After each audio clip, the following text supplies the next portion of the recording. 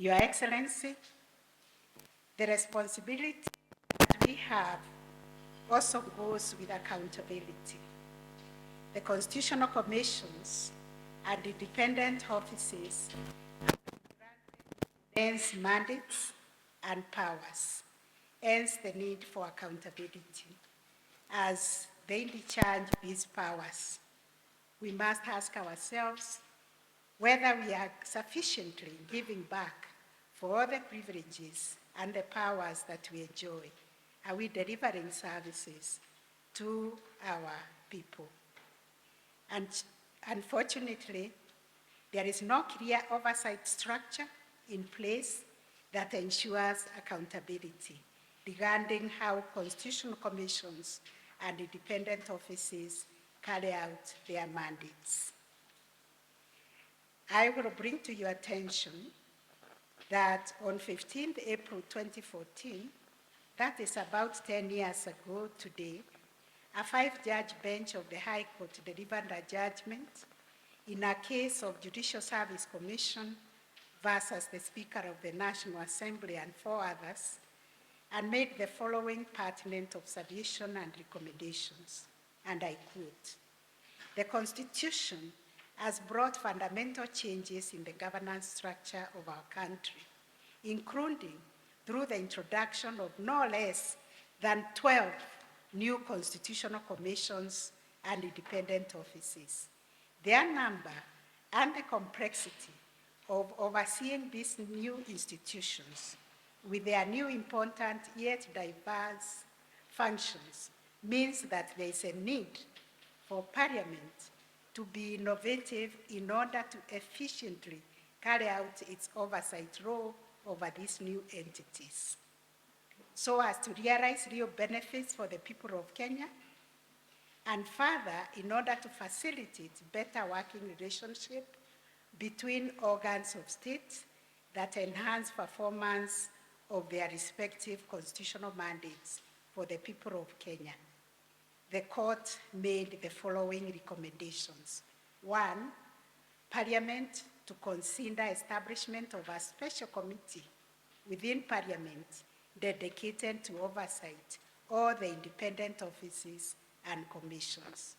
2, Parliament considers developing an appropriate structured oversight model that takes into account and facilitates strategic and structured scrutiny of state organs by Parliament with the aim of advancing our constitutional democracy, enhancing service delivery, and better quality of life for the people of Kenya. It is now 10 years since these recommendations were made by the High Court, of the need for the country to put in place a structured mechanism for oversight of the constitutional commissions and independent offices, including through establishing a committee of the National Assembly to undertake this role. However, this has not been done to date.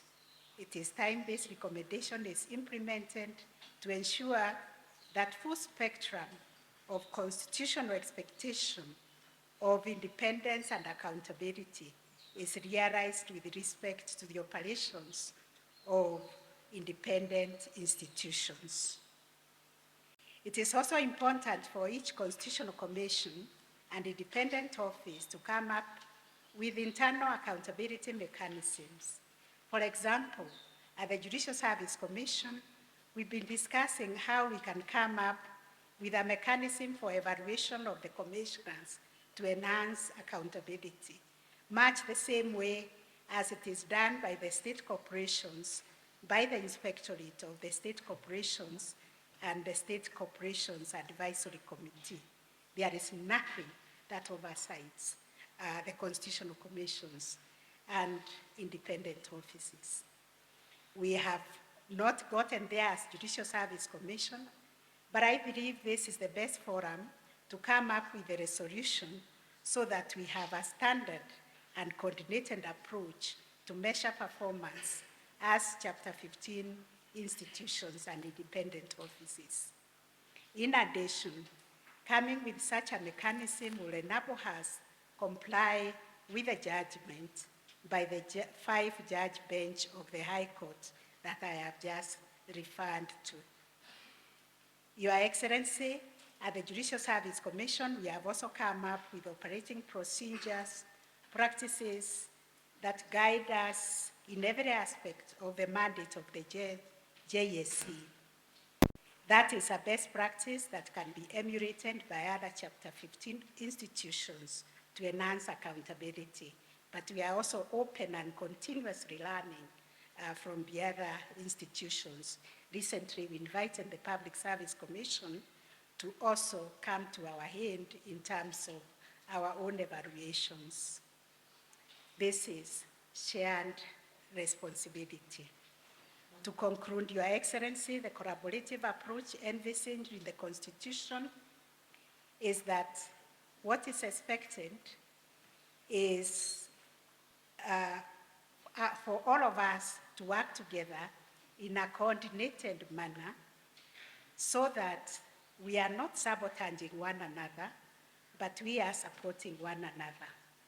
We must all strive to engage in interinstitutional dialogue and cooperation focused on mutual respect as expected in collaborative governance process. The AG has eloquently spoken about independence and interdependence, and that is one thin area that I believe we will be able to navigate during this 3 days conference and come up with a framework that can inform the public that no one institution can succeed if they work in a silo. But we must jealously guard our independence when we work together so that no one institution is compromised. It is